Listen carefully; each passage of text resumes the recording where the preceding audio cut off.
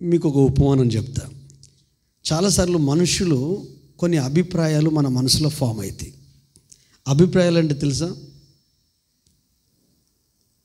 లోకం గురించి కావచ్చు, మనుషుల గురించి ఏమో తెలుస్తుంది, మనం చూసింది లేదు, విన్నదే. ఒక పిక్చరు మన మనసులో ఉండిపోతుంది వాళ్ళని గురించి. అది నిజమో అబద్ధం మనకు తెలియదు, వాళ్ళు వీళ్ళు మాట్లాడుతుంటే తెలుస్తుంది. హల్లెలూయా. ఈ అభిప్రాయాలతో మనం బ్రతుకుతాం. కొన్నిసార్లు అభిప్రాయాలు మనల్ని డిస్టర్బ్ చేస్తాయి. ఒక ఇంట్లో ఒక ఫ్యామిలీ ఉంది. ఆ ఫ్యామిలీలో అత్త కోడలు కూడా ఉన్నది. ఇంటి పక్క వచ్చి, వదినే నేను పెళ్ళికి పోతున్నా, కొంచెం నీ నగలు ఉన్నాయి కదా, బంగారు నగలు, అవి ఇస్తే నేను వెళ్ళి వచ్చేస్తా అంటే కుటుంబంలో అందరూ విన్నారు. ఇంకొక మనిషి విన్నది. ఎవరు చెప్పండి? ఎవరు చెప్పిన మాట? ఎవరు చెప్పినో చెప్పండి నాకు. నువ్వు తల్లి, గుడ్, నువ్వు మంచిగా వింటున్నావు అన్నాడు దాని అర్థం. హల్లెలూయా. అంటే వాళ్ళు వింటారు, విన్న వాళ్ళకి వెంటనే స్ట్రైక్ అవుతుంది. ఎందుకు? అనుభవజ్ఞురాలు కనుక. ఆ ఇంటి పక్క ఆమె అడగగానే లోపల ఉన్నది అత్త లోపల అర్థమైంది. లోపలికి వెళ్ళి బీరో కాడికి పోతే అత్త లోపలికి పోయింది. ఒప్పించిదాన విలువైన సొమ్ము నువ్వు పరాయి వ్యక్తికి ఇస్తున్నావు, ఇవ్వద్దనను, కానీ ఆలోచించు. నాకేం తోస్తలేదు అత్తమ్మ. మోమాటం ఎక్కువనట ఇండియా వాళ్ళకు. ఎప్పుడు మోమాట పడద్దు ఏ విషయంలో. అలాగని అవతల వ్యక్తి బాధపడేటట్టు, నొప్పించేటట్టు కూడా మాట్లాడద్దు. అర్థం చేస్తే సరిపోద్ది. అయితే వేరే నేను ఇస్తా, నువ్వు నోరు మూసుకొని చెప్పి తీసుకొచ్చి ఇచ్చేసింది. ఈ సొమ్ము వేసుకొని పోయింది. ఈ పెళ్ళికి పోయేటోళ్ళంతా సొమ్ము చూపించుకోవడానికే పోతారు. మందిరానికి నీట్గా రారండి, ఫంక్షన్కి మస్తు తయారై వెళ్తారు. ఎంత దౌర్భాగ్యం అండి. మోషతో చెప్తాడు, మీ ప్రజలు 3 దినాలు వాళ్ళు శుచిపరుచుకొని, పవిత్రపరుచుకొని, పరిశుద్ధపరుచుకొని, వస్త్రాలు మంచిగా ధరించాలి, నేను నీతో మాట్లాడతాను. అందుకే మనం ఎక్కడెక్కడికో గుడికి వచ్చేటప్పుడు నీట్గా రావు, తల దూసుకోం. అంటే మీరు మంచిగా వచ్చారు, నేను మిమ్మల్ని అంటలేను. హల్లెలూయా. మన గుడే కదా, మన మందిరే, మన పాస్టరే కదా. వీళ్ళు తయారైపోయేది ఎందుకు? అవతలను చూడడానికి, ఈ సొమ్ములు వేసుకునే అవతలను చూడడానికి. ఏం జరిగిందో తెలియదు. జనం బాగున్నారు. కొంతమంది దొంగలు ఎట్లుంటారు, మొత్తాన్ని కొట్టేసారు. ఇంటికి వచ్చి నిద్ర పడతలేదు. వాళ్ళ భర్తకు చెప్పింది, నేను ముందే చెప్పానని, పిచ్చిదానా, చెప్తే నా మాట విన్నావు నువ్వు. అవును, నువ్వు ఎప్పుడు నా మాట విన్నావు? మరేం చేద్దాం? ఏం లేదండి, వాళ్ళు అసలే గౌరవం కలిగిన వాళ్ళు, సొమ్ము ఇవ్వకపోతే మోసమైంది. మరి ఏం చేద్దాం? ఏం లేదు, తీకానా సర్దుకుందాం. రాత్రి భార్య భర్త ఇద్దరు వెళ్ళిపోయారు. కానీ మోసం చేయాలని కాదు సుమా. ఎక్కడన్నా పనిచేసి డబ్బులు సంపాదించి ఆ సొమ్ము కొన్న తర్వాతనే మన సొంత ఊరికి వద్దాం. వెళ్ళిపోయారు. ఎక్కడ పనిస్తారు? ఓటోలో పని చేస్తున్నాడు, ఈమె బాసనలు తోముతున్నది. ఆ తర్వాత ఒక టీ కొట్టు పెట్టుకున్నాడు. ఎక్కడ పెట్టినా డబ్బు అయితే కొంత జమ అవుతుంది. ఒక బిల్డర్ దగ్గర వాచ్మెన్గా పని చేయడానికి 2 కుదిరారు. అక్కడ పని చేస్తున్నాడు, బిల్డింగ్ అయిపోతున్నది, డబ్బులు వస్తున్నాయి. ఇక వీళ్ళు సగం డబ్బులు తయారైనాయి. కానీ వాళ్ళ బ్రతుకులో వాళ్ళ కొరకు వాళ్ళు బతుకుతలేరు సుమా, గుర్తుపెట్టుకోండి. వాళ్ళ కొరకు వాళ్ళు సొమ్ము కొరకు బతుకుతున్నారు. నువ్వు ఎవరి కొరకు బతుకుతున్నావో ఒకసారి ఆలోచించాలి. దేని కొరకు బతుకుతున్నావో ఆలోచించాలి. తర్వాత ఒక వ్యక్తి కారులో వచ్చేసింది, లేడీ కారులో వచ్చి ఆ ఇంటి ఓనర్ అమ్మన్నట్టు, అది 3 అంతస్తుల బిల్డింగ్. వచ్చి దిగేసరికి ఆమె ఎవరు సొమ్మిచ్చిన ఆమె ఎక్కడెక్కడ ఒరిగిపోతున్నారు. ఇన్ని రోజులు తప్పించుకొని తిరిగాం, ఇక మెడగబడ్డ పాము కరవక మానదు అని ఏం చేయాలి అని భయపడుతున్నారు. ఆమె వీళ్ళని చూసి షాక్ అయిపోయింది. మీరేంటి ఇక్కడ ఉన్నారు? ఇక్కడ పని కుదురున్నాడు. అయ్యో, ఈ బిల్డింగ్ మాదే కదా, ఇక వారం రోజులలో ఓపెనింగ్ ఉంటుంది. మరి ఏది ఆ రోజు పెళ్ళికి పోయిస్తున్నాను పోయారు, మళ్ళీ తిరిగి మీరు కనిపించలేదు. ఏం మాట్లాడాలో అర్థమైతే లేదు, నాలుక తడబడుతుంది. బిత్తర చూపులు చూస్తారు భార్య భర్త ఇద్దరు, చేతులు పిసుకుంటున్నారు. ఆమె చాలా సింపుల్గా ఉంది, సొమ్ము ఇచ్చిన ఆమె. అంటే ఏం లేదండి, ఆ రోజు పోయినప్పుడు మీరు ఇచ్చింది కదా సొమ్ము, అది పోయిందండి. ఆ సొమ్ము సంపాదించడానికి ఇంత 2 సంవత్సరాలు అంటే, ఓ పిచ్చిదానా, నేను అస్సలు బంగారమే ఇద్దాం అనుకున్నా. మా అత్త ఉండి బోకరిది అది ఉంటుంది, అది ఇచ్చాను. మీరు చక్కగా నవ్వుతున్నారు. ఇప్పుడు నీ జీవితం ఎలాంటిది ఇప్పుడు ఆలోచించు. ఒరిజినలా, నకిలీదా? బోకరన్నది బోకర నకిలీదా? మాట చాలా పవర్ఫుల్ అండి. నీ ఆత్మీయ జీవితం ట్రూ బిలీవర్వా, డూప్లికేట్ బిలీవర్వా? హల్లెలూయా. ఇంకొక ప్రశ్న ఇస్తాయి, ఇదైతే మీకు అర్థమైంది కదండి. అంటే మన మనసులో ఉన్న ఫామ్ అయిన అభిప్రాయాలు ఒక్కసారి వెళ్ళి పిచ్చి భార్య భర్తను, ఏమండి సొమ్ము పోయిందంటే, పోతే పోని దాన్ని ఏమంటారు, ఏమంటారు దాన్ని? బోగర్ సొమ్మా, rolled gold. Thank you, rolled gold. అసలు తెలుగు భాషలో అదొకటి అంటారు కదా అని చెప్పేసి ఈ 2 సంవత్సరాలు 2 years వాళ్ళ హ్యాపీనెస్ని మిస్ అయ్యారు, ఆనందాన్ని మిస్ అయ్యారు.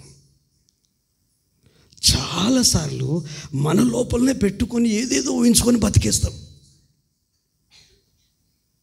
అట్లా కాకుండా ఫేస్ టు ఫేస్ జస్ట్ మాట్లాడుకోండి, భార్యాభర్తలు, ఫ్యామిలీ మాట్లాడుకోండి, క్లియర్ అయిపోతుంది, ప్రశాంతంగా ఉంటాం. హల్లెలూయా. గట్టిగా చప్పలు కొడదామా? హల్లెలూయా. ఇప్పుడు వాక్యం విందాం. ఇప్పుడు మీ మైండ్స్ చాలా రిఫ్రెష్ అయిపోయాయి. తెస్సలోనికలకు రాసిన పత్రిక, మొదటి పత్రిక 5వ అధ్యాయము 23వ వచనాన్ని చదువుకుందాం. సమాధానకర్తయగు దేవుడే, సమాధానకర్తయగు దేవుడే మిమ్మును సంపూర్ణముగా పరిశుద్ధపరచునుగాక, మిమ్మును సంపూర్ణముగా పరిశుద్ధపరచునుగాక. మీ ఆత్మయు, మీ ఆత్మయు, జీవమును శరీరమును మన ప్రభు అయిన యేసుక్రీస్తు రాకడయందు నిందారహితముగాను సంపూర్ణముగాను ఉండునట్లు కాపాడబడునుగాక. ఆమేన్. హల్లెలూయా, హల్లెలూయా. ఇప్పుడు చాలా జాగ్రత్తగా వాక్యాన్ని నేర్చుకుందాం. హల్లెలూయా. వాక్యాన్ని నేర్చుకుందాం. నేర్చుకోవాలంటే తెలుసుకుందాం. హల్లెలూయా. వినుట వలన విశ్వాసము కలుగును, వినుట క్రీస్తును గూర్చిన మాట వలన కలుగును. బైబిల్లో ఉన్నవన్నీ యేసయ్య మాటలు. ఇప్పుడు యేసయ్య మనకు అర్థం కావాలంటే ముందు మనకు అర్థం కావాలి. చెప్పండి, ఇప్పుడు యేసయ్య మనకు అర్థం కావాలంటే మనకు అర్థం కావాలి. అసలు మీకు అర్థమయ్యారా?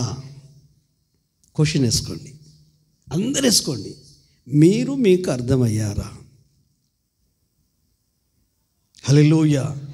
చాలాసార్లు మనకు అర్థం కాం.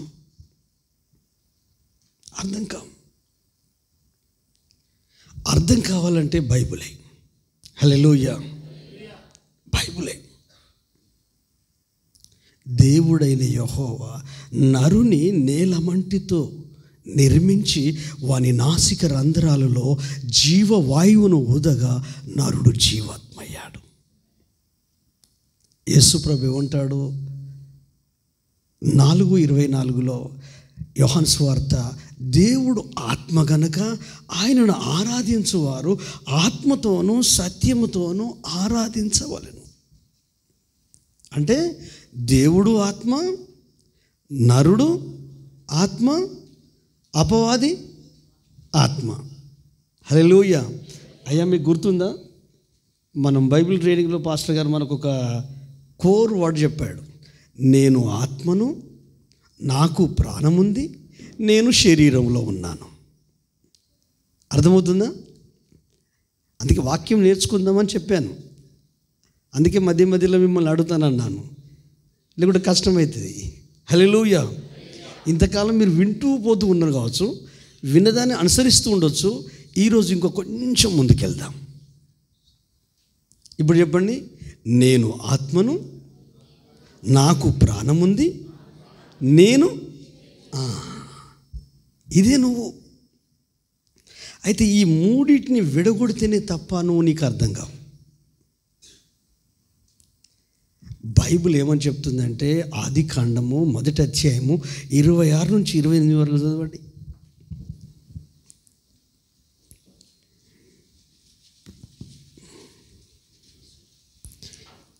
26 నుంచి 28 వరకు 1వ అధ్యాయం ఆది కాండం. దేవుడు మన స్వరూపమందు మన పోలిక చొప్పున నరులను చేయుదము.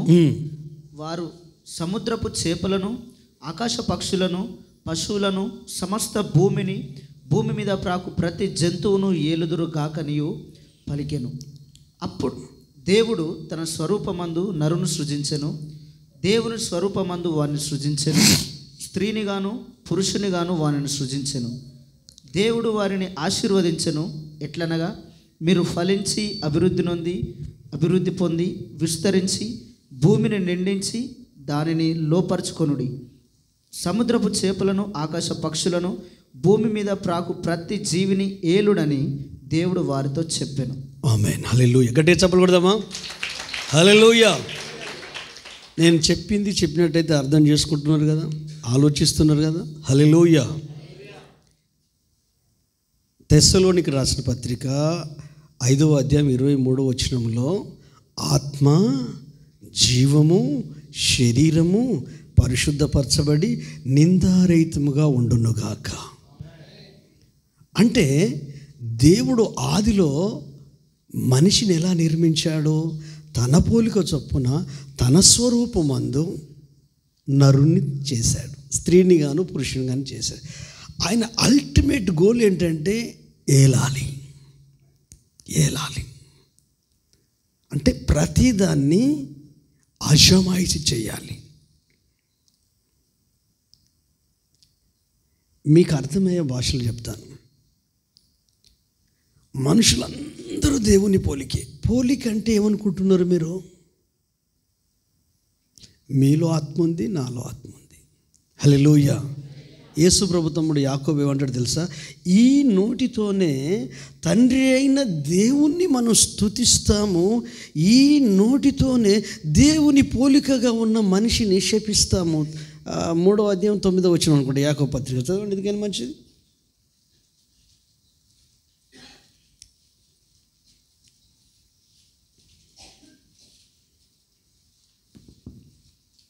తొమ్మిదో వచనం చూడండి. యాకోబు పత్రిక. దీనితో తండ్రి అయిన ప్రభును స్తుతింతుము, దీనితోనే దేవుని పోలికగా పుట్టిన మనుషులను శపింతుము. ప్రభు నమ్ముకున్న వ్యక్తి కావచ్చు, నమ్ముకోని వ్యక్తి కావచ్చు, మనిషి దేవుని పోలిక. హల్లెలూయా. మనిషి దేవుని పోలిక. నువ్వు నేను ఆయన పోలిక. యేసు ప్రభు మీరు దైవములని మీరు ఎరగరా? మరి ఈ పోలిక ఏ విధంగా పాడైపోయింది? అసలు పాడైంది శరీరమా, ఆత్మనా, హృదయమా, లేక మనసా, జీవమా, ప్రాణమా? ఇప్పుడు ఈ ఫోన్ ఉంది అండి, మీ చేతిలో కూడా ఫోన్ ఉండొచ్చు. ఫోన్ మంచిదా చెడ్డదా? మంచిదే. ఫోన్ మంచిదే. నువ్వు దాన్ని యూజ్ చేసే విధానాన్ని బట్టి నువ్వు చెడ్డుడువా మంచోడువా తెలుస్తుంది. ఇప్పుడు చెప్పండి, ఈ శరీరం మంచిదా చెడ్డదా? ఎట్లా మంచిది? దేవుడు ఆలయం ఇది. దేవుని ఆత్మ ఈ దేహంలో నివసిస్తున్నాడు. దేవుడే అన్నాడు, మీ దేహము దేవుని వలన మీకు అనుగ్రహింపబడి మీలోనున్న పరిశుద్ధాత్మకు ఆలయమై ఉన్నదని మీరు ఎరగరా? మీరు మీ సొత్తు కారు, విలువ పెట్టి కొనబడిన వారు కనుక ఈ దేహముతో దేవుని మహిమపరచుడి. అపోస్తల కార్యం ఉంటుందంటే, భూమి నేను పాదాలు పెట్టుకునే పీట, ఆకాశము నేను కూర్చునే సింహాసనము, నరులైన మీరు నాకు ఎలాంటి మందిరం నిర్మిస్తారు? నేను హస్తకృత ఆలయాల్లో నివసించను. నా చేతి పనైన మీ మంటి ఘటాల్లో మహిమైశ్వర్యం కలిగిన యేసయ్య నివసిస్తాడు. నేను వస్తేనే ఇంత విలువ గౌరవం ఇస్తున్నారు, అయ్యగారులకు ఇంత విలువ గౌరవం ఇస్తున్నారు, మీకు తెలిసిన వ్యక్తితో ఇంత, మరి 24 గంటలు మీలో ఉన్న యేసయ్యకు మీరు ఎంత విలువ ఇస్తున్నారు? అది ఆలోచించాలి, థింక్ చేయండి.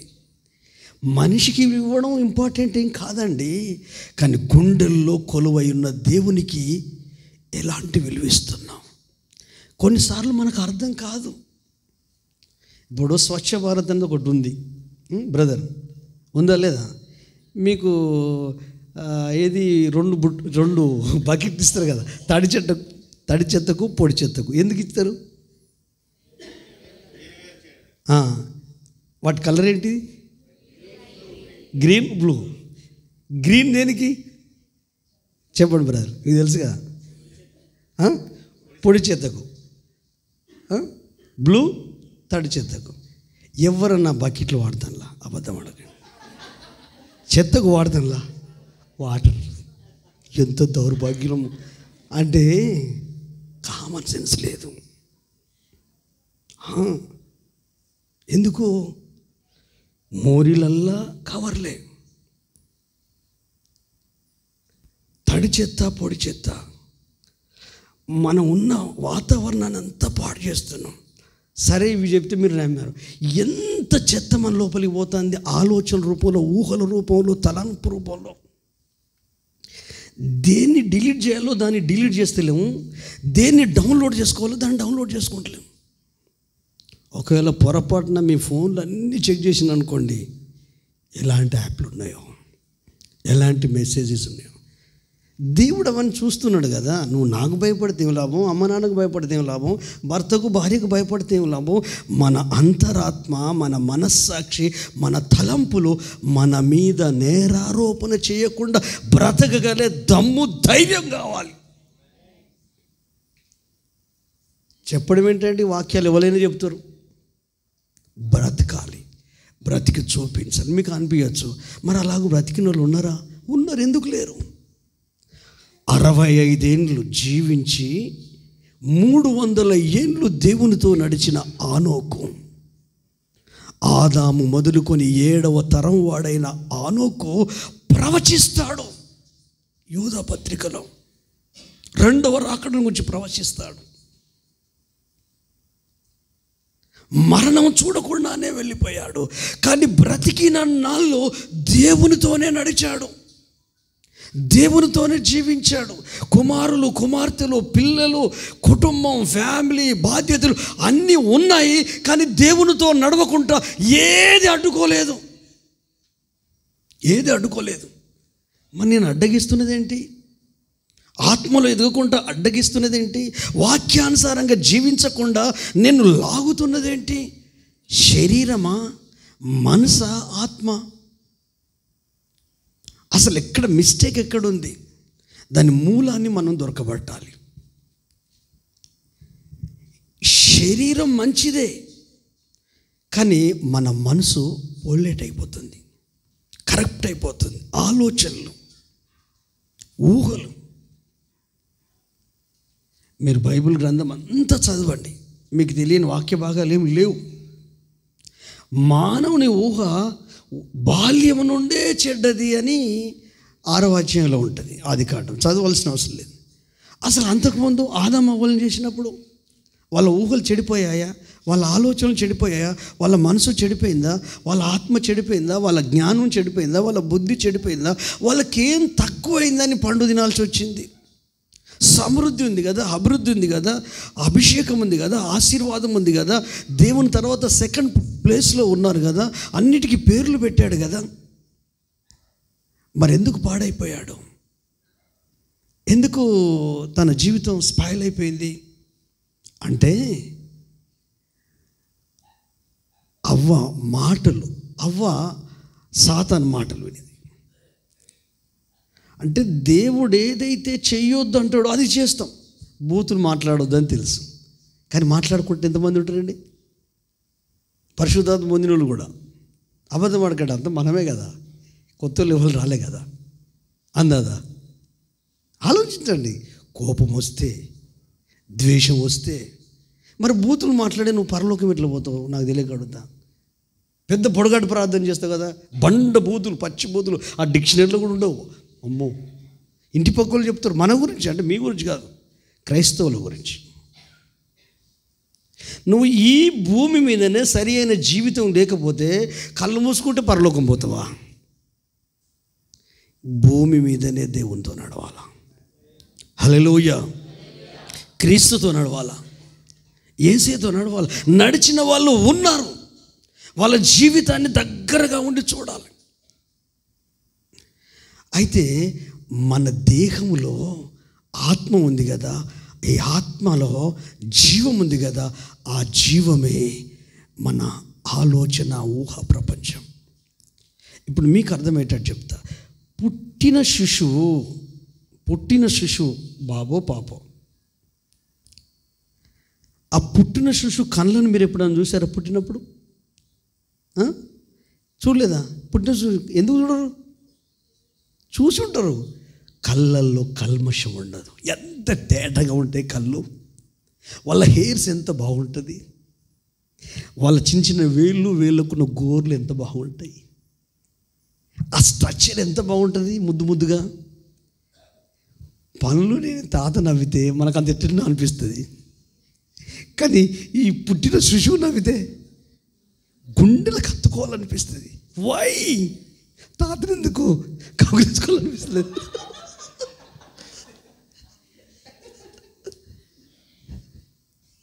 That is magic. హల్లెలూయా. అంటే పిల్లోడి మైండ్ ఎంత స్వచ్ఛంగా ఉందంటే మనసులో ఏ కల్మషము లేదు. అందుకే పెళ్లి కుమార్తె సంగమ కలంకమైనను, ముడత అయినను అట్టిది ఏదైనాను లేక నిర్దోషమైనదిగా, నిష్కలంకమైనదిగా, మనసు పవిత్రంగా ఉండాలి, ఆలోచనలు పవిత్రంగా ఉండాలి, ఊహలు పవిత్రంగా ఉండాలి. బైబిల్ ఏమని చెప్తుందంటే 17వ కీర్తనది ఒకసారి చదువు, మొదటి నుంచి 17వ కీర్తన. ఎంత వండర్ఫుల్ మాట. ఇప్పుడు మనం ఏం చేస్తున్నాం? వాక్యాన్ని చెప్పండి, పక్కన నుంచి చెప్పండి. మనం వాక్యాన్ని నేర్చుకుంటున్నాం. వినుడొద్దు, నేర్చుకొని ఆచరిస్తాం, అనుసరిస్తాం. చదవండి, మొదటి నుంచి చదవండి. యెహోవా న్యాయమును ఆలకించుము, నా మొరను అంగీకరించుము, నా ప్రార్థనకు చెవియొగ్గుము. అది కపటమైన పెదవుల నుండి వచ్చినది కాదు. నీ సన్నిధి నుండి నాకు తీర్పు వచ్చునుగాక. నీ కనుదృష్టి న్యాయముగా చూచును. రాత్రివేళ నీవు నన్ను దర్శించి నా హృదయమును పరిశీలించితివి. రాత్రివేళ నీవు నన్ను దర్శించి నా హృదయమును పరిశీలించితివి. నన్ను పరిశోధించితివి. నీకు ఏ దురాలోచనయు కనరాదు. ఏ దురాలోచన నీకు కానరాదు. నోటి మాట చేత నేను అతిక్రమింపను. పోలిక అంటే ఏంటిది? దేవుని స్వభావం పోలిక, దేవుని గుణము పోలిక, దేవుని మనస్తత్వం పోలిక, దేవుని లక్షణము పోలిక. పేతురు చెప్తాడు కదా, చీకటిలో నుండి వెలుగులోనికి పిలిచిన వాని గుణాతిశయములు ప్రచురించు నిమిత్తము రాజులైన యాజక సమూహము, దేవుని సొత్తైన ప్రజ, పరిశుద్ధ జనము. లోపల మార్పు ఉంటే బయట మార్పు ఉంటుంది. బయట ఉన్న ఉదాహరణలన్నీ చెప్పడానికి కారణం ఏంటంటే, దాన్ని ఇప్పుడు నేను మా తల్లి గర్భంలో ఉన్నా, 2 నెలలు ననుసును, ఒక 5 నెలలు అవుతుంది. 5 నెలలు అయినాక ఎట్లుంటుంది మా మమ్మీ పొట్ట? కొంచెం. 8వ నెల అనుకో, ఎంత అవుద్ది పొట్ట? పెద్ద అవుతుంది. అచ్చా, కొంగు కప్పుకున్నాను అనుకో మా మమ్మీ, పొట్ట పడకుండా ఉంటుందా? ఎన్ని చేసినా లోపల శిశువు ఎదుగుతుంటే బయట మార్పు కనిపిస్తుంది. నా సంగతి దేవునికే తెలుసు, మీకు తెలియదు అంటే మనకు కూడా తెలవాలి. మార్పు అనేది ఈ భూమి మీదనే జరగాలి. ఆ నిరీక్షణ, విశ్వాసం అనేది ఈ భూమి మీదనే జరిగి తీరాలి. ఏమైనా ఆత్మలో వర్ధిల్తున్నాం తప్ప, కానీ భూమి మీద ఎలా ఉన్నావు? నువ్వు క్రీస్తు కుమారుడు కుమార్తెవు. హల్లెలూయా. నువ్వు యేసును ధరించుకున్నావు. క్రీస్తు, మీరు ఆత్మ స్వభావం కలిగిన వారే. ఆత్మచేత శరీర క్రియలను చంపేస్తారు. శరీర క్రియలు అంటే ఏంటిది? వాక్యానికి విరుద్ధమైన ప్రతి ఆలోచన శరీరమే, లేఖనానికి విరుద్ధమైన ప్రతి తలంపు శరీరమే, సత్యానికి పరిశుద్ధాత్మకు విరుద్ధమైన ప్రతి ఊహ శరీరమే. ఈ శరీరం కాదండి, ఈ శరీరం మంచిది. హల్లెలూయా. అసలు దీని గురించి చెప్తే మీరు ఆశ్చర్యపోతారు. ఈ బాడీ సిస్టమ్ గురించి చెప్తే సైన్సు చదివిన వాళ్ళకు, డాక్టర్లకు, వాళ్ళకు తెలుసు అసలు ఎంత అద్భుతం అంటే మామూలు అద్భుతం కాదండి. దావీదు అప్పుడెప్పుడు అన్నాడు, నీవు నన్ను కలుగజేసిన విధమును చూడగా భయమును ఆశ్చర్యమును కలుగుచున్నది. హల్లెలూయా. గట్టిగా చప్పలు కొడదామా? ప్రభు స్తుతిద్దాం, దేవునికి స్తోత్రం. హల్లెలూయా. ఈ ఆత్మను దేవుడు తన ఆత్మ చేత, ఆత్మ తానే మన ఆత్మతో మనము దేవుని పిల్లలమని సాక్ష్యమించుచున్నది. ఈరోజు నేను మీకు చెప్పాల్సింది, నేర్పించాల్సింది, మీతో కలిసి ఆలోచించేది ఏంటంటే, నోవా 5వ అధ్యాయం 21-24 వరకు చదవండి. ఆదికాండం 5వ అధ్యాయం. ఆనోకు గురించి అక్కడ ఉంటుంది. 21-24 వరకు. హానోకు 60 ఏండ్ల వాడై 60 ఏండ్లు బ్రతికి మెతుషెలను కనెను. హానోకు మెతుషెలను కనిన తర్వాత 300 ఏండ్లు దేవునితో నడుచుచు కుమారులను కుమార్తెలను కనెను. హానోకు దినములన్నీ 360 ఏండ్లు. హానోకు దేవునితో నడిచిన తర్వాత దేవుడు అతన్ని తీసుకొని పోయెను గనుక అతడు లేకపోయాను. ఆమేన్. ఇది భౌతికంగానే జరిగింది, ఆత్మీయంగా దీన్ని చూసుకోవద్దు. మనం కూడా భౌతికంగానే యేసుతో నడవాలి. హల్లెలూయా. లోకంలోనే ఉన్నాం, కానీ లోక సంబంధులం కాదు. సైతాను కాపురం ఉన్న స్థలంలోనే ఉన్నాం, కానీ వానికి బానిసలం కాదు. పాపపు లోకంలోనే ఉన్నాం, కానీ పాప బురద మనకు అంటదో. కుమ్మరి పురుగట బురదలోనే ఉంటుందట, దానికి బురద అంటదట. నిజమేనా? నిజమే. పాప ప్రపంచంలోనే ఉన్నాము, కానీ మన మనసు మలినమైపోదు, మన ఆలోచనలు మలినమైపోవు. ఆ పుట్టిన శిశువుకు ఆలోచనలు ఉన్నాయా? ఉండవు. మనం మాట్లాడుతుంటేనే ఆలోచనలు వస్తాయి. ఓరే మీ మమ్మీరా, మీ డాడీరా, మీ తాతరా, మీ బాబాయిరా, వానికి ఊహ వస్తూ ఉంటా. అంటే ఆ వైట్ పేపర్ లాంటి వారి హృదయంలో మనమే విషబీజాలను ఆడుతాం. వాళ్ళకు మస్తు విశ్వాసం. అయితే ఆ చిన్న పిల్లోడిని మనసు మనమే, వానికి ఎంత విశ్వాసం ఉంటుందంటే అక్కడ పోతాడు, పోయి దాన్ని పైకి ఎక్కడానికి ప్రయత్నం చేస్తాడు. మనమేం చేస్తాం? అరే అది మీద పడుతుందేమో అని ఆపేస్తాం. ఇట్లా అన్నీ ఆపేసుకుంటూ వచ్చాం. కానీ దేవుని మహాకృపను బట్టి పరిశుద్ధాత్మ ద్వారా క్రీస్తు రక్షణ వలన, విశ్వాసం వలన మనము నూతనపరచబడ్డాం. శరీరము కాదు, కాగా ఎవడైనా క్రీస్తు నందున్న ఎడల వాడు నూతన సృష్టి, ఇదిగో పాతవి గతించెను, క్రొత్త వాయెను. నవీన స్వభావమును ధరించుకున్నాం, ప్రాచీన స్వభావమును వదిలేసాం. అంటే పాత ఆలోచనలు, పాత పద్ధతులు. హల్లెలూయా. యేసు ప్రభు నమ్ముకోక ముందుకు నేను తాగేది, నమ్మిన తర్వాత తాగబోతు దోస్తాను లేదు. యేసు ప్రభు నమ్ముకోకముందు జోడాబాయిల పొట్లం తిని పక్కున్నోళ్ళకు నేర్పించేది తంబాకు పొట్లం, పొగాకు పొడి. క్రేన్ ఒక్కపొట్లో వేసి వానికి అలవాటు చేసేది. వాడు అలవాటైపోయిన తర్వాత నేను కొనడం పని చేసేది. విద్య నేర్పిన గురువును కదా, నలుగురిని అట్లా తయారు చేసుకుని ఏ రాత్రి పోయినా నాకు వాళ్ళ దగ్గర దొరుకుతుంది. హల్లెలూయా.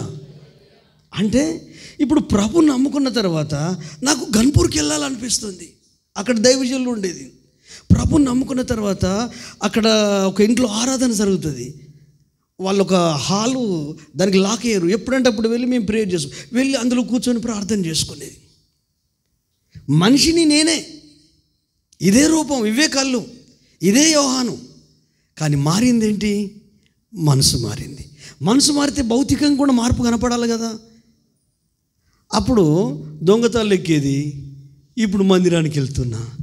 అప్పుడు జోడాబాయిల పొట్లో తినేది, ఇప్పుడు బైబిల్ చదువుకుంటున్నా. అప్పుడు దోస్తాన్ దగ్గరికి వెళ్ళి 12 గంటల దాకా ఉండేది, ఇప్పుడు గన్పూర్కి వెళ్ళాలనిపిస్తుంది. 12 కిలోమీటర్ల దూరము, రూపాయి ఛార్జీకి ఉండదు, నడుచుకుంటూ వెళ్ళేది. సాయంత్రం ఆరాధన అక్కడ. పాస్టర్ వాళ్ళు కొత్తగా 92లో వచ్చారు. మా దగ్గరికి 91లోనే వచ్చాడు పాస్టర్ గారు. నేనున్న స్థలం నుండి గన్పూర్కు 12 కిలోమీటర్లు. సాయంత్రం నడుచుకుంటూ వెళ్ళేది ఆరాధనకు. మీరు ధన్యులా కాదా? ఎందుకు? పాస్టర్ అయ్య మీ దగ్గరనే ఉంటాడు, చర్చి మీ దగ్గరనే, మీ ఇంటి పక్కనే, ఇంటి ముందే ఉంటుంది. సుఖం వస్తే ముఖం గడగదీరదట. అంటే మీకు తెలుసో తెలియదో, మీ మనసును నేను చదివేస్తున్నా. మీ థాట్స్ను, మీ ఆలోచనలు ఏంటంటే మన క్రియలు, మన మాటలు మన జీవితాన్ని కొలిసే కొలబద్ద. ఎవరు నడుస్తారండి? ఎవరు నడుస్తారు? 17 సంవత్సరాల వయసు నాకు. నడుచుకుంటూ వెళ్ళానండి. ఇదే చలికాలం. పాస్టర్ వాళ్ళు కింది రూమ్లో ఉంటారు, పైన బిల్డింగ్ మీద ఆరాధన. ఆరాధన అయిపోగానే మళ్ళీ నడుచుకుంటూ రావాలంటే నైట్ కదా, పడుకునేది. ఆ పైననే పడుకునేది. చలి అనిపించకపోయేది, నడిచినట్టు అనిపించకపోయేది. ఇప్పుడు ఏం చేస్తున్నావు? ఎన్ని గంటలకు పాస్ అయ్యే ఆరాధన, ఇంకెంతసేపు చెప్తావు? అమ్మో, నువ్వు చాలా మారిపోయావు.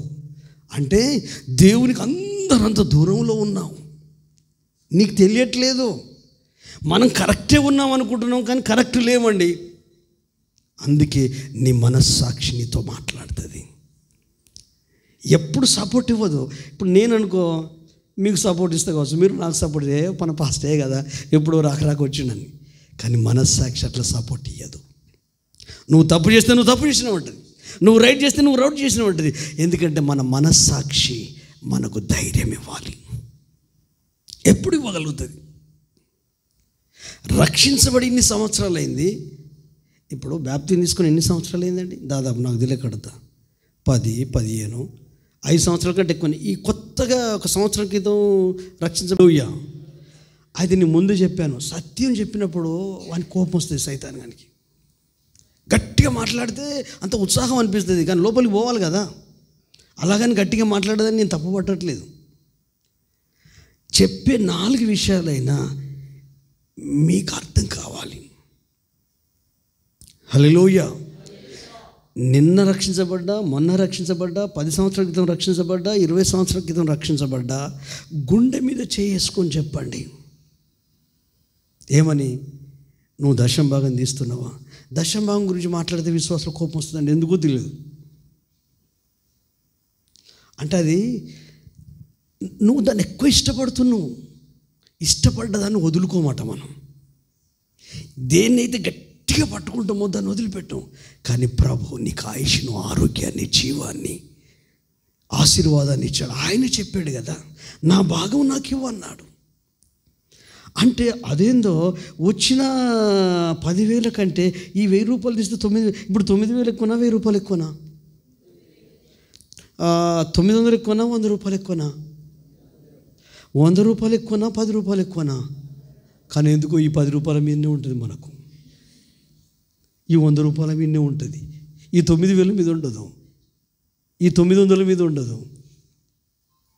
అంటే దేవుడు నువ్వు ఆయన ఎలా ప్రేమిస్తున్నావో చూస్తాడు. సండే స్కూల్లో పిల్లలు వెళ్తారు కదా, సండే స్కూల్ జరుగుతుంది ఇక్కడ. కానుక పడతారా సండే స్కూల్లో? పడతారు. అయితే వాళ్ళ మమ్మీ చెప్పిందంట, మమ్మీ మంచిది పాపం, ఒరేయ్ ఈ 10 రూపాయలేమో కానుకే, ఈ 1 రూపాయి ఏమో చాక్లెట్ కొనుక్కోరు అందంట. అయితే పోయిన వారమే సండే స్కూల్ టీచరు ఉత్సాహంగిచ్చు వాణిని ప్రేమించును అని చెప్పిందట. అయితే ఈ 10 పట్టుకున్నాడు, రూపాయి పట్టుకున్నాడు, ఏది ఇవ్వడానికి ఉత్సాహం వస్తుంది? అభిషేక్ మంచిగా వింటాడు, మీరు కూడా వింటారు, కానీ అంటే బయట పడతామేమో అనుకుంటాను. మీకు ఏది ఇస్తే ఉత్సాహం అనిపిస్తుంది అంటే చూడండి, ఇదంతా మెల్లమెల్లగా దైవిక పోలికలో నుండి మనల్ని డిగ్రేడ్ చేస్తుంది. భూమి మీద ఆయన ఆలోచనలు కలిగి, ఆయన చిత్తము నెరిగి, ఆయన చిత్తానుసారంగా ఈ భూమి మీదనే అనుసరిస్తూ ఆచరిస్తూ జీవిస్తేనే పరలోకానికి వెళ్తాం. ఇప్పుడు అన్నీ ఎలక్ట్రిక్ స్కూటర్స్, బైక్స్ అన్నీ వచ్చినాయి, కార్లు కూడా వచ్చినాయి. అది దాన్ని పక్కా దాన్ని టెస్ట్ చేసి మొత్తం వాడి అంత చేసిన తర్వాతనే షోరూంలోకి వచ్చిందా, లేకుంటే డైరెక్టే షోరూంలోకి వచ్చిందా? ఎన్ని ప్రయోగాలు చేసి అది సక్సెస్ అయిన తర్వాత మార్కెట్లోకి వస్తుంది. మరి నువ్వు సిద్ధపడింది ఏ రాత్రో ఏ పగలో నువ్వు ఎట్లా ప్రభువా నువ్వు ఎప్పుడు వచ్చినా వెళ్తా అంటే అసలు సిద్ధపడే లేదు కదా నీకు. నువ్వు భర్తను క్షమించవు, భార్యను క్షమించవు, దశం భాగం తింటావు, బూతులు మాట్లాడతావు, ఇష్టం వచ్చిన చోటుకి వెళ్తావు, నీకు ఏదనిపిస్తే అది చేస్తావు. మనకు స్వేచ్ఛ లేదండి. రక్షించబడిన వారికి పరిశుద్ధాత్మదేవుని ఆధీనంలోనే ఉండాలి, వాక్యపు ఆధీనంలోనే ఉండాలి. ఆత్మదేవుడు ఎలా చెప్తే అలా జీవించాలి. మన బ్రెయిన్కి ఏమనిపిస్తే, మన ఆలోచనకి ఏమనిపిస్తే, మన మెదడుకి ఏమనిపిస్తే, మన బుద్ధికి ఏమనిపిస్తే అది చేయడానికి మనకు అవకాశం లేదు. పౌలు అంటాడు, నాకు అన్నీ చేయడానికి స్వాతంత్రం ఉంది, కానీ నేను ఏది పడితే చేయలేడు. నేను దేవునికి బానిసను, క్రీస్తుకు బానిసను, క్రీస్తు ప్రేమకు బానిసను, ఆయన సత్యానికి బానిసను. హల్లెలూయా. ఆనోకు దేవునితో నడిచాడు అంటే భూమి మీదనే నడవాలి. ఇది ఈ మధ్యకాలంలో ఎక్కువ గట్టిగా నొక్కి అని చెప్తున్నాను నేను. ఇక్కడ మార్పు రాంది, ఇక్కడ చేంజ్ కాంది, పరలోకం వెళ్తానన్న నిరీక్షణ నీకు ఎట్లా వస్తుంది? ఆ ధైర్యం ఎక్కడిది నీకు? జ్ఞానం ఉంటే పోతావా? వివేకం ఉంటే పోతావా? దాన ధర్మాలు చేస్తే పోతావా? యేసుప్రభు అన్నాడు, ఈ నా మాటలు విని వాటి చొప్పున చేయు ప్రతి వాడు బండ మీద ఇల్లు కట్టుకొని బుద్ధిమంతుని పోలియుండును. వాన కురిసెనో, వరదలు వచ్చానో, గాలి విసిరి ఆ ఇంటి మీద పడ్డది, ఆ ఇంటి మీద కొడితే ఆ ఇల్లు పడిపోలేదు. కారణం బండ క్రీస్తే అని చెప్తాం. ఆ బండ వాక్యం కూడా, ఆ బండ యేసు వాక్కు కూడా. వాక్కు వినడం మాత్రమే కాదు, విన్నదాని ప్రకారం ఈ భూమి మీద నువ్వు సిద్ధపడాలి, ప్రిపేర్ అవ్వాలి. అంటే మాకు కొంచెం కష్టం సిద్ధపడడం. అంటే ఆదివారం వచ్చిన వాక్యము మళ్ళీ ఆదివారం దాకా కుటుంబ సభ్యులు, ఫ్యామిలీ మెంబర్స్ మాట్లాడుతూ ఉండండి. ఆ వాక్యానికి విరుద్ధంగా జరిగే ప్రతి సంఘటన ఓవర్కమ్ చేస్తూ ఉండండి. ఆటోమేటిక్గా మీకు తెలియకుండా మీరు ఎదిగిపోతూనే ఉంటారు. ఇప్పుడు పుట్టిన శిశువుకు మీరు చెప్పండి, కాళ్ళాడిరా చిన్నదాన కాళ్ళాడి అని చెప్తారా మీరు? తల్లి కంటే 4 o'clock ముందే లేస్తాడు వాడు. ఏడుస్తాడా? 3 నెలలు అయినాక ఆడుకుంటాడు, వాళ్ళ లోపల వాడు మాట్లాడుకుంటాడు. కాళ్ళు చేతులు ఇట్లా కొడుతూనే ఉంటావు, వాడికి ఎంత బలం ఉంటుందో. మరి నీ ఆత్మలో నువ్వేం కొట్టుకుంటున్నావు? నీ మనసు ఎలా ఉంది? నీవు కూడా నిర్మలమైన వాక్యము చేత నువ్వు రక్షించబడి, పవిత్రపరచబడి, క్రీస్తులో నువ్వు జన్మించావు. సమస్తము నూతనం కావాల్సింది భావాలు, నూతనం కావాల్సింది ఆలోచనలు, నూతనం కావాల్సింది తలంపులు, నూతనం కావాల్సింది ఊహలు, ఉద్దేశాలు. అది వాక్యానుసారంగా కావాలి. అది ఈ ఆనోకు ఆలోచనలు, ఫ్యామిలీ ఉన్న ఆలోచనలు దేవుని చుట్టే ఉన్నాయి. అలాగని భార్య నిర్లక్ష్యం చేయలేదు, భర్త నిర్లక్ష్యం చేయలేదు, పిల్లలు నిర్లక్ష్యం చేయలేదు, కుటుంబాన్ని నిర్లక్ష్యం చేయలేదు. ఏ పొజిషన్లో ఉండి అవి చేస్తూ మూలంగా ఆయనతో కలిసి ఎంతగా అంటే, అరే నువ్వు ఇలాంటి వాడు ఇక్కడ ఉండొద్దురా బాబు, నాతో వచ్చి అని తీసుకుపోయాడు. చావును చూడకుండా వెళ్ళిపోయాడు. అట్లా ఎదుర్కొనే ధైర్యం కొరకు ఈ భూమి మీద సిద్ధపడాలి. మనకు తెలివి ఉంటే ఏం లాభం, ఎన్ని తెలిస్తే ఏం లాభం, తెలిసిన దాని నీకు ఎక్కువ తెలిస్తే కూడా ప్రమాదమే. ఎందుకు చెప్పనా, రేపు పొద్దున ఈ సాఫ్ చేసి ఇన్ని విషయాలు తెలుసు, ఒక్కటి నువ్వు వింటలేవు అని. తెలియని వాళ్ళకు ప్రాబ్లం ఉండదు. ఈ ప్రవీణ్ పాస్టర్కి చాలా విషయాలు తెలుసు. ఆత్మదేవుడు మీకు ప్రతిసారి అయ్యగారికి అనుభవంతో చెప్తున్నాడు, ఇవన్నీ తెలిసి రేపు పొద్దున అడుగుతాడు, మరి ఇవన్నీ తెలుసు కదా నువ్వు ఎందుకు ఇట్లేవు అంటాడు. నాకు అన్నీ గుర్తున్నాయి పాస్టయ్య, అయితే ఏసయ్యా నాకు అన్నీ గుర్తున్నాయి కరెక్టే, మరి విన్నదాని ప్రకారం ఏం చేసావు, చేయలేదంటే కుదరదు. హల్లెలూయా. అందుకే గుర్తుపెట్టుకోండి, మనం పెరుగుతూ ఉంటా అంటే ఆత్మలో పెరుగుతూ ఉంటా అంటే. హల్లెలూయా. కొత్తగా చర్చికి వచ్చినప్పుడు ఎక్కడలేని భక్తి ఉంటుందండి. ఎందుకంటే చర్చిలో ఎవరు పరిచయం ఉండరు.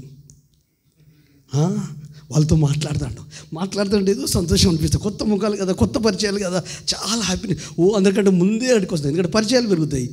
మంచి ప్రేమతో విలువిస్తారు కూడా. కొత్తగా రక్షించబడి మందిరంకి వచ్చేవారికి మస్తు విలువిస్తారండి, సంఘం కానీ సేవకులు కానీ. ఎందుకంటే పసిబిడ్డలు కదా, వాళ్ళు పెరగాలి కదా. పాపం పిచ్చిలో విలువక మాకే విలువిస్తాను అనుకుంటారు. విలువ కదా, నీ ఆత్మకు విలువిస్తున్నారు, నీ ఆత్మీయ స్థితికి విలువిస్తారు. అందుకే మాట్లాడతారు, పేరు ఊరు తెలుసుకుంటారు. ఏమన్నా రాత్రి అయిపోయింది అనుకో వాళ్ళ ఇంట్లో ఉంచుకుంటారు, అన్నం పెడతారు. నువ్వు బాప్తిజం తీసుకుంటే బట్టలు లేకపోతే వేరే కొత్త బట్టలు తీసుకొస్తారు. మస్తు ఖర్చు పెడతారు. కొంచెం పరిచయం పెరిగింది, 1 సంవత్సరం అయింది. ఫస్ట్లో ఉన్నట్టుంటాడు ఈ మనిషి. 2వ సంవత్సరం అయింది. ఫస్ట్లో తొందర అందరికంటే ముందు వచ్చేది, నిమ్మలంగా వస్తా అంటాడు. ఏం జరిగింది? ఆత్మ ఉంది, వాక్యం ఉంది, దేవుడు అన్నీ ఉన్నాయి, అద్భుతాలు జరిగినాయి, ఆశ్చర్యక. ఏం జరిగిందంటే దిమాగ్ ఖరాబ్ అయింది. ఎందుకు? నాకు కూడా వాక్యం చెప్పొస్తుంది, నేను కూడా ప్రార్థన చేస్తా, నేను సాక్ష్యం చెప్తే బ్రదర్ మీ సాక్ష్యం నన్ను మస్తు మార్చేసింది అంటే వాళ్ళు కూడా నా సాక్ష్యం అమ్మ అని కొంచెం ఇది అయిపోతుంటా అంటది.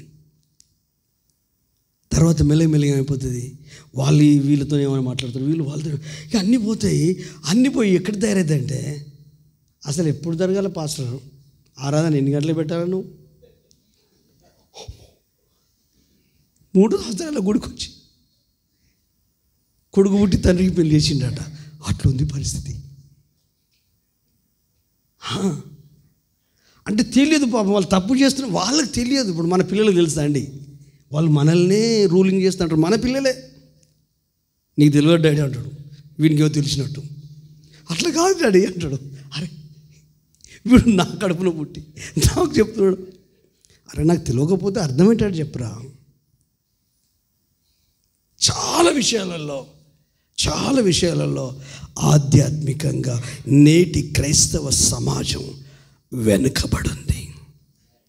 పౌలు చెప్పినట్టు ఈ ప్రజలు నోటితో స్తుతిస్తున్నారు, హల్లెలూయా, ఆరాధిస్తున్నారు, కానీ వారి హృదయము, వారి మనసు నాకు దూరంగా ఉంది. మన బాడీ మందిరంలో ఉండడం కాదు, నేను వాక్యం చెప్పడం కాదు, మీరు వినడం కాదు, కానీ మనము దేవునితో ఉన్నామా? బైబిల్ చెప్తుంది, అబ్రహాం ఏమంటాడు తెలుసా? నేను ఎవని సన్నిధిన జీవించుచున్నాను అంటాడు, నేను ఎవరితో నడుచుచున్నాను అంటాడు. యాకోబు అయితే యోసేపు 2 కుమారులు తీసుకొచ్చి బ్లెస్సింగ్ చేయమంటే ఏమంటాడు తెలుసా? అబ్రహాము ఇస్సాకులు ఎవని సన్నిధిన నడుచుచున్నారో ఆ దేవుణ్ణి బట్టి నేను మిమ్మల్ని ఆశీర్వదిస్తున్నానని చెప్తాడు. ఈ భూమి మీద మనం నడవాలా, భౌతికంగానే జీవించాలా. పరలోకం మనం వెళ్తాం, ఖచ్చితంగా వెళ్తాం. వెళ్ళాలంటే వెళ్ళగలిగే అర్హతలు ఇక్కడనే పొందుకోవాలి. శిశువు ఎదగాలి కదా, శిశువు నడవాలి కదా, శిశువు మాట్లాడాలి కదా, శిశువు ఆలోచించాలి కదా.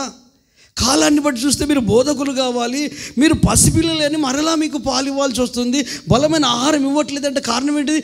దేహం పెరిగింది, అనుభవం ఉన్నది, జ్ఞానం ఉంది, కానీ ఆత్మలో జ్ఞానము లేదు. పరిశుద్ధాత్మ స్వరం వినే జ్ఞానము లేదు. వాక్యాన్ని అర్థం చేసుకొని ఆ ప్రకారంగా జీవించడానికి పరిశుద్ధాత్మ దేవుని సహాయంతో బ్రతికే ఆ స్పృహ లేదు. అందుకే దేవుడు మనతో చెప్పేది ఏంటంటే మనము దేవునితో నడవాలి. హల్లెలూయా. నడవడం అంటే ఏంటిది? మన క్రియలు చెప్పాలి, మన నిర్ణయాలు చెప్పాలి. బైబిల్ గ్రంథాలు అన్నీ చూడప్పుడు సౌలు, కొత్త నిబంధనలో ఉన్న సౌలు పౌలుగా మారిండు. సౌలుగా ఉన్నప్పుడు ఆయన లైఫ్ స్టైల్ ఏంది? గమలీయుల పాదాల దగ్గర ఉన్నాడు. సన్నిధి సభలో మెంబర్, మంచి వక్త, మంచి మహాజ్ఞాని, అసలు మతనిష్ట కలిగిన వాడు. క్రైస్తవులను, క్రీస్తును అంగీకరించిన వారిని, ఈ మార్గమందు ఉన్న వారిని చెరపట్టాలని, తనకున్న అధికారం సరిపోదని ఇంకా గొప్ప అధికారం పొందుకొని వచ్చి వీళ్ళని ఇంకా నాశనం చేయాలని స్త్రీలను, పురుషులను ఇంటింట వచ్చి ఈడ్చి నానా కంగాలు చేస్తున్నాడు, గందరగోళం చేస్తున్నాడు. చెదిరిపోయిన వాళ్ళేమో సువార్తను ప్రకటిస్తున్నారు. యెరూషలేములో ఉన్న వాళ్ళు భయంతో ఉన్నారు. స్టెఫెన్ చనిపోయాడు. స్టెఫెన్ సావుకు ఇతడు సాక్షి. మిట్ట మధ్యాహ్నం పట్టపగటిల్లి నిన్ను నన్ను దర్శించిన అదే దేవుడు సౌలును దర్శించాడు. హల్లెలూయా. వెలుగుండగానే ఇంకొక వెలుగు వచ్చేసింది. తనతో చాలామంది ఉన్నారు. ఆ వెలుగుకు అడ్డం పడిపోయారు, అందరు కింద పడిపోయారు. కానీ ఒక్కరికి మాత్రమే వాయిస్ వినబడుతుంది, ఒక్కరికి మాత్రమే. ఇప్పుడు ఇక్కడ ఎంతమందికి వాక్యం అర్థమవుతుందో నాకైతే తెలీదు. ఆయన చెప్పుమని నేను చెప్తున్నా. హల్లెలూయా.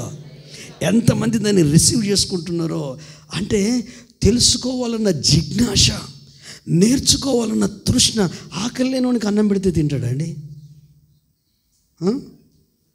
మాకే మస్తు వాక్యం చెప్తాంటారు ఇక్కడ. ఈ అయ్యగారు వచ్చి ఏం చెప్తాడు? అదే దేవుని గురించే కదా, ఇంకేం చెప్పేది అని అనుకుంటా. ఒక్కొక్కరిని ఒక్కొక్క విధంగా దేవుడు వాడుకుంటాడు. హల్లెలూయా. నీ శరీరంలో ఉన్న అవయవాలు, కన్ను చేసే పని చెవులు చేయాయి. హల్లెలూయా. దాని ప్రత్యేకత అదే. చెవు వింటుంది, చూడదు. కన్ను చూస్తుంది, మాట్లాడదు. అయితే ఒక్కడు గుర్తుపెట్టుకోండి, పరిశుద్ధాత్మ దేవుని ఉనికిని మాత్రం ఎట్టి పరిస్థితుల్లో కోల్పోవద్దు, ఎట్టి పరిస్థితుల్లో కోల్పోవద్దు. ఈ ఆత్మ, ఈ శరీరము, ఈ జీవము పరిశుద్ధపరచబడి ఆయన రాకడలో ఎత్తబడగలగాలి అంటే ఈ భూమి మీదనే యేసుతో కలిసి నడవాలి. హల్లెలూయా. లోకం నడవనివ్వదు, మన ఇంట్లో ఉన్న వాళ్ళు కూడా నడవనివ్వరు. ఎందుకంటే మన చుట్టుపక్కల వాళ్ళు విశ్వాసంలో ఉంటే కదా, భక్తి జీవితంలో ఉంటే కదా, ప్రార్థన జీవితంలో ఉంటే. అంత మోడర్న్ క్రైస్తవం ఏమైపోయింది ఇప్పుడు. అందుకనే నిజమైన విశ్వాసులను కనుగొనాలంటే దేవుని కష్టం కాదు, కానీ పాస్టర్ల కష్టం అయిపోయింది. ట్రూత్ బిలీవర్స్ దొరకట్లేదు. ఎదిగి ప్రభు పోలికలోకి ఎదగాలంటే ఆ ఎదుగుదలలోకి రాలేక ఈ లోకపు మాయలో, లోకపు ట్రాప్లో చిక్కుకొని కొట్టుమిట్టాడుతున్నారు. అందుకని ఎవరికి వారిమే ఆ దేవుని కొరకు మనం సిద్ధపడాలి, ఆ క్రీస్తు కొరకు సిద్ధపడాలి. ఆ వాయిస్ సౌలుకే వినబడ్డది. సౌలా సౌలా, నీవు నన్నేలా హింసించుతున్నావు అంటే, మనోని పొగరు పోలే, మనసుకున్న పొగరు. ఏమంటుండే తెలుసా? నువ్వెవడో ప్రభు అంటున్నాడు. ప్రభు అనుడు అనుడే నువ్వెవడో అంటాడు. ప్రభు అనుడు అనుడే నువ్వెవడో ప్రభు అంటాడు. తిట్టుడే, చేసుడే. అప్పుడేం జరిగింది తెలుసా? నువ్వు హింసించుతున్న యేసును. ఏం జరిగిందో తెలియదండి. గుడ్డుడైపోయాడండి 3 days. హల్లెలూయా. ఆ 3 రోజులలో ఇతడు దేవునికి ప్రార్థించడం మొదలుపెట్టాడు. విన్నాడు కదా, నువ్వు హింసించే యేసు నన్ను విన్నాడు కదా, నేను హింసించింది సంఘాన్ని కదా, నేను బాధ పెట్టింది ప్రజల్ని కదా, క్రైస్తవులు కదా, సేవకుల్ని కదా. సేవకుల్ని బాధపెట్టినా, సంఘాన్ని బాధపెట్టినా, రక్షించబడిన వ్యక్తిని బాధపెట్టినా, రక్షించబడని వ్యక్తులను బాధపెట్టినా ఆయనకు బాధే. ఎందుకంటే ఆయన పోలిక కదా మనిషి. గుర్తించాడు, ప్రార్థిస్తున్నాడు, దేవుడు మాట్లాడుతున్నాడు. ఒక వ్యక్తితో మాట్లాడి, పొలాన్ని తిన్నని విధనే ఆ ప్రాంతంలో నువ్వు వెళ్ళు, సౌలు అని అతని కొరకు ప్రార్థించన్నప్పుడు వెళ్ళాడు, ప్రార్థించాడు. వెళ్ళడానికి ముందు, అయ్యా వాడు పలానోడు అసలే మంచోడు కాదు, పరిశుద్ధులను బాధ పెట్టినోడు, నీకు తెలియనట్టుంది, నువ్వు ఆయన దగ్గరికి వెళ్ళి ఇట్లా నన్ను ప్రార్థన చేయమంటావు. అరే నాయన, ఆయన రావన్న దినాన్ని ఎట్లా వాడుకోవాలో నాకు తెలుసురా. నువ్వు నాకు చెప్పకు, ప్రసంగం చేయకు. ఏసేకు ప్రసంగం చేసేవాళ్ళు చాలామంది ఉంటారు. మోకాల మీద ఉంటే ఆయన దేవునికి తెలియనట్టు ఇక్కడ ఉండి ప్రార్థన చేయి. ప్రభా నా సంగతి నీకు తెలుసు కదా ప్రభా, నీ కష్టం వస్తే నన్ను ఎవ్వరు చూడలే కదా ప్రభా, పాస్టర్ కూడా వచ్చి ప్రార్థన చేయలేదు కదా ప్రభా, నువ్వే మంచోడు ప్రభా అంటే పక్కన వాళ్ళకి వినబడాలని వాళ్ళ బాధ. ఇది డేంజర్ అండి. అంటే నువ్వేం చేస్తున్నావు? క్రీస్తు స్వభావాన్ని కలిగి జీవించట్లేదు. ఎప్పుడైతే ఇక్కడ వెళ్ళి సౌలా సహోదరుడు అన్నాడు, అసలు ఎంత మార్పు ఈ పాస్టర్కు. పరిశుద్ధులు హింసించిండయా, బాధ పెట్టాడు చాలామంది యెరూషలేములో అని చెప్తే, నువ్వు వెళ్ళు, దారిలో నీకు కనిపించిన దేవుడు నన్ను పంపించాడు. సౌలా సహోదరుడా, దృష్టి పొందుదువుగాక. కళ్ళు వచ్చేసాయి, పొరలు రాలిపోయాయి, ఆహారం తిన్నాడు, బాప్తిసం పొందుకున్నాడు, యేసే క్రీస్తుని ప్రకటించడం ప్రారంభించాడు. మార్పు వచ్చిందా రాలేదా? బయట భౌతికంగా కనపడదు లేదా? అంతకుముందు హింసించినాడు, ఇప్పుడు ఆయన కొరకు హింసలు భరిస్తున్నాడు, బాధలు భరిస్తున్నాడు, శ్రమలు భరిస్తున్నాడు. ఎప్పటి వరకు? చనిపోయేంత వరకు ఆయన భావాలు మారలేదు, ఆయన ఆలోచనలు మారలేదు, ఆయన విశ్వాసం మారలేదు. చనిపోయే సమయంలో, చిరఛేదనం చేసే సమయంలో కూడా అన్నమాట ఏంటి తెలుసా? నా విశ్వాసం నేను కాపాడుకుంటుని, మంచి పోరాటం పోరాడుతిని, పరుగును తుదముట్టించి తిని, నా కొరకు నీతి కిరీటం ఉంచబడి ఉన్నది. ఇవి నా ఆధ్యాత్మిక సూత్రాలు. ఇవి భౌతికంగా జరిగినాయా? మార్పు ఇప్పుడు చెప్పండి, మార్పు ఇక్కడ రావాలి. సిస్టర్, ఏలే సిస్టర్, మార్పు ఇక్కడ రావాలి. భౌతికంగానే, అంతరంగంలో. అంతరంగ పురుషుడు దినదినము నూతన పరచబడాలి. బాహ్య పురుషుడు కృషించుచున్నను, అంతరంగ పురుషుడు దినదినము నూతన పరచబడాలి. ఇప్పుడు చెప్పండి, పరలోకం పోవాలంటే ఫస్ట్ జరగాల్సిన కార్యం ఏంటి? వర్క్షాప్లో తయారు కావాలి వెహికల్. హల్లెలూయా. రోడ్ ఎక్కాలంటే షోరూమ్కి రావాలి. షోరూమ్కి వస్తే ఏ టైంలోనైనా ఎవరైనా దాన్ని కొనుక్కొని రోడ్డు మీద నడుపుతారు. హల్లెలూయా.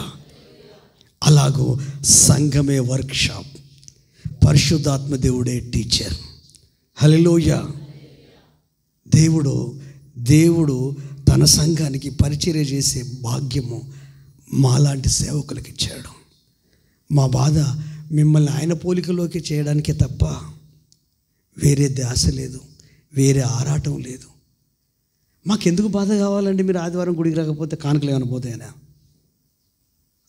కాదు కదా. మీరు లేనప్పుడు పోషించలేదా దేవుడు? విశ్వాసం లేనప్పుడు పోషించలేదా? పోషిస్తాడు.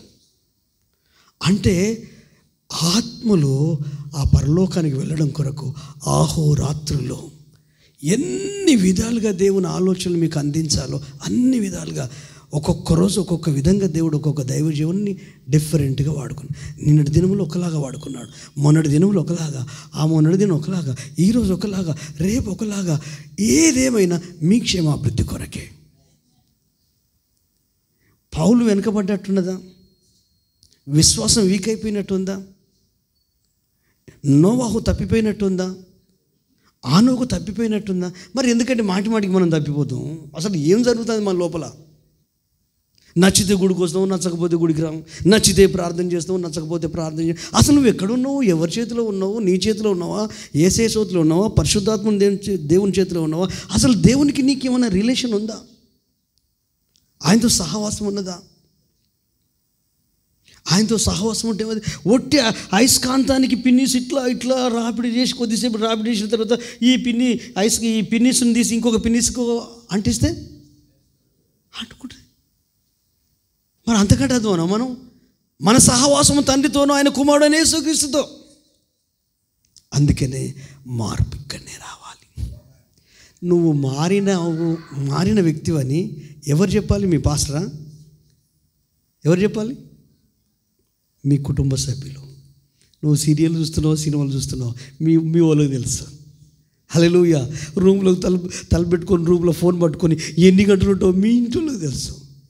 ఒకవేళ మీకు పిల్లలు అనుకో, మీ చరిత్ర అంతా మీ పిల్లలు చెప్పిస్తారు. ఇక్కడ నుంచి పెద్ద ముసుగు వేసుకొని మంచిగా బుద్ధిమంతులాగా మనం అందరం కూర్చున్నాం. కానీ మన చరిత్ర మన ఫ్యామిలీ చెప్తుంది. హల్లెలూయా. భార్య చెప్తుంది, భర్త చెప్తాడు, ఫ్యామిలీ మెంబర్స్ చెప్తారు, తల్లిదండ్రులు చెప్తారు. ఎందుకంటే 24 hours ఇంట్లో ఉండేది మనమే కదా, మన ఫ్యామిలీ కదా. వాళ్ళు చెప్పాలి, నిజంగా నువ్వు మారావు, నువ్వు క్రీస్తు బిడ్డవు, యేసే బిడ్డవు, దైవభక్తి ఉంది, దేవుని కొరకు సిద్ధపడుతున్నావు, ధైర్యంగా ఉంటున్నావు, విశ్వాసాన్ని కాపాడుకుంటున్నావు. రేపొద్దున నేను పోనో తెలియదు కానీ నా భార్య మాత్రం పరలోకం పోతుంది. మంచిదే, సాక్ష్యమే. నువ్వెందుకు పోవద్దు? నువ్వు కామాటాడు ఇక్కడిది, నేను పోనట నీకు లేదా ఇష్టం? ఆమె దగ్గర నువ్వు దగ్గర ఉంటావా? దరిద్రపు ఆలోచన. మన గురించి మన ఫ్యామిలీ సాక్ష్యం ఇవ్వాలి, మన పిల్లలే సాక్ష్యం ఇవ్వాలి.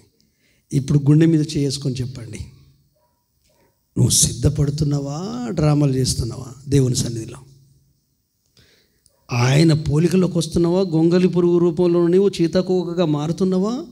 లేక సంఘాన్ని, సహవాసాన్ని, సేవకులను, తల్లిదండ్రులను, ఫ్యామిలీ మెంబర్స్ను నిన్ను నువ్వు మోసం చేసుకుంటూ బతుకుతున్నావా?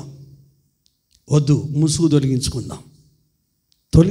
మనకున్న ముసుగును తొలగించుకుందాం. డైరెక్ట్ నేరుగా దేవుణ్ణి కలుసుకుందాం. నువ్వు బైబిల్ గ్రంథం అంతా వెతుకు, ఆయనతో నడిచి జీవించిన వాళ్ళు చాలామంది ఉన్నారు. ఆయనతో కలిసి ఈ భూమి మీదనే బ్రతికారు. చనిపోయినాక కాదండి, మాటిమాటికి పాత నిబంధన గ్రంథంలో అబ్రహాము, ఇస్సాకు, యాకోబుల దేవుడును అంటాడు. అంటే ఆయన మృతులకు దేవుడా, చచ్చిన మనుషులకు దేవుడా? కాదు. వాళ్ళ విశ్వాసము చనిపోలేదు, వాళ్ళ భక్తి జీవితం చనిపోలేదు, వాళ్ళ విశ్వాస జీవితం చనిపోలేదు, వాళ్ళ సమర్పణ జీవితం చనిపోలేదు.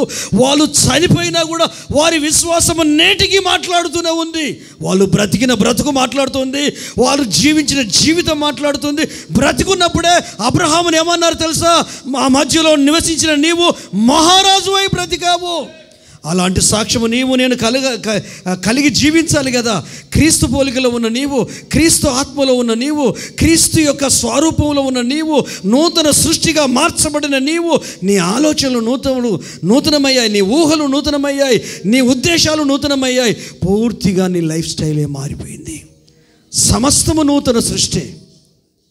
మార్చబడిన వ్యక్తి ఎక్కడుంటే అక్కడ మహిమ దిగుతుందండి. మార్పు చెందిన వ్యక్తి ఎక్కడుంటే అక్కడికి అభిషేకము దిగి వస్తుందండి. మార్చబడిన వ్యక్తి ఎక్కడ ఉంటే అక్కడ దేవుని యొక్క సన్నిధి దిగి వస్తుంది. ఈరోజు నిజంగా నీ లోపల ఎంత మార్పు వచ్చిందో నిన్ను నువ్వు పరీక్షించుకోవాల్సిన సమయం ఇది. నువ్వు ఆయన స్వరూపంలో ఉన్నావు, ఏలడానికే పిలువబడ్డావు. నువ్వు దేవుని పోలిక, దేవుని చేతన చేయబడ్డావు. నీ ఆత్మ, నీ శరీరము, నీ ప్రాణము ఆయన ఇచ్చిన ఈవి. శరీరం అంటే ఈ శరీరం కాదండి, వాక్యానికి, నీ ఆత్మీయ అభివృద్ధికి విరుద్ధమైన ప్రతి ఆలోచన, ప్రతి గుణం, ప్రతి స్వభావం శరీరం అంతే. అడుగుతావా ఈరోజు? సౌలు పౌలుగా మారి ఎంత నిరీక్షణ కలిగి పట్టుదలతో తన లైఫ్ను కాపాడుకోవడమే అంతే కాకుండా జైల్లో ఉండి కూడా ఇతరులను ఆనందంగా ఉండండి, మరలా చెప్తున్నాను, ప్రభునందు ఆనందంగా ఉండమని చెప్పాడు. ఈరోజు నిజమైన మార్పు స్టార్ట్ అవ్వాలా? అబ్రహాము నడిచినట్టు నడవాలా? అబ్రహాము జీవించినట్టు జీవించాలా? నోవాహు జీవించినట్టు జీవించాలా? మరో రకంగా చెప్పాలంటే యేసుక్రీస్తే నీకు నాకులాగా మానవ శరీర ఆకారాన్ని ధరించి దేవుడైనప్పటికీ పరిపూర్ణ మానవుడుగా జీవించి అడుగుజాడలు ఉంచిపోయాడు. ఆయన వల్ల మారాలి, ఆయన ఉన్నట్టుగా మనం మార్చబడాలి. ఇక్కడనే సిద్ధపడాలి, ఇక్కడనే భౌతికంగా శరీరంలో ఉన్నప్పుడే పెను మార్పులు రావాలి. ఆత్మలో మార్పు వస్తే, మనసులో మార్పు వస్తే భౌతికంగా కూడా మార్పు వస్తుంది. నేను మారినంత వరకు నా క్రియలు మారలే, నా పద్ధతులు మారలే, నా పాత అలవాట్లు, పాత పద్ధతులు, పాత ఆలోచనలు మారలే. ఎప్పుడైతే క్రీస్తుని అంగీకరించానో నా దోస్తాను మారిపోయింది, నేను వెళ్ళే స్థలం మారిపోయింది, నేను మాట్లాడే మాట మారిపోయింది. తెలియకుండానే భక్తి వచ్చేసింది, భయం వచ్చేసింది, సమర్పణ వచ్చేసింది, ప్రేమ వచ్చేసింది, త్యాగం వచ్చింది, విశ్వాసం వచ్చింది. నిందలు భరించాను, శ్రమలు భరించాను, ఇంటి నుండి భరించాను, బయట నుండి అన్నీ తట్టుకున్న ఒక్కటే, రెండవ రాకడలో మనం ఎత్తబడాలంటే ఖచ్చితంగా ఈ భూమి మీద అన్ని స్ట్రగులింగ్ అనుభవిస్తూ ఆత్మలో దేవునితో నడవాలి.